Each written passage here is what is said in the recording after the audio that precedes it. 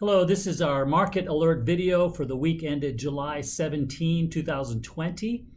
And unfortunately, the news is not very good when it comes to the number of people that are dying from the virus, as the national death toll is increasing.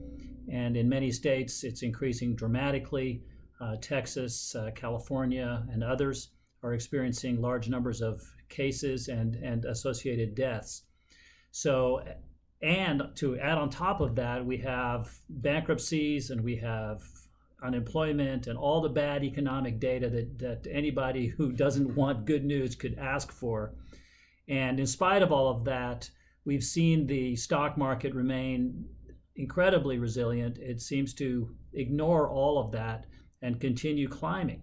So why is that? Well, one of the reasons for that is that there's a confidence that the markets have, both the bond and the stock markets, that the Federal Reserve and the Congress are going to have an open checkbook, and they will spend as much money as it takes to bridge the economy until we come to some sort of a place where the virus is no longer a threat to the economy.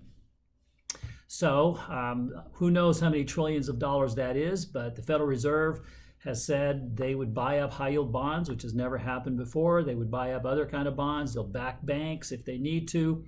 And of course, for the unemployed people, we anticipate that the Congress is going to come forth with some sort of a continuing package to help those people out as well. Their purchasing power to a great degree remains intact. And because of that, the economy continues to hum along.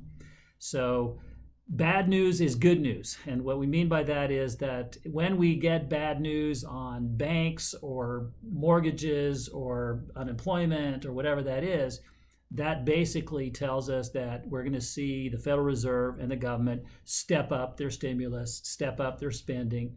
And if you look at a chart that correlates the government spending along with the stock market, they seem to rise almost in tandem. They're very correlated.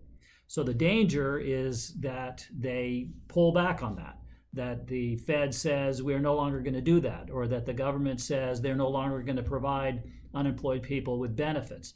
That's a downside risk. But between now and the elections, we see that as a small risk.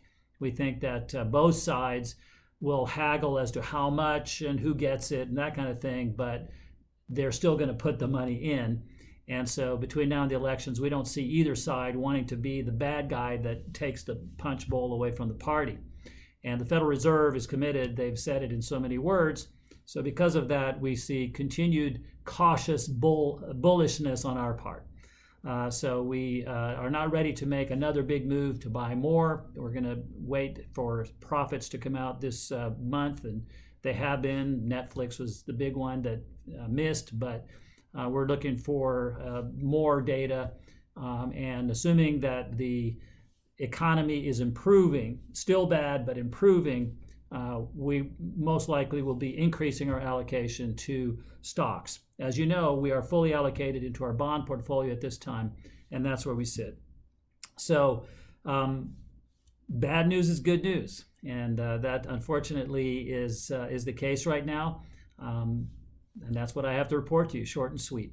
I hope you are staying sane. I hope you are staying healthy, and that you are not letting your guard down. This virus is not giving up, and we must keep our guard up to protect ourselves from that. So thank you for watching this video, and we will talk soon.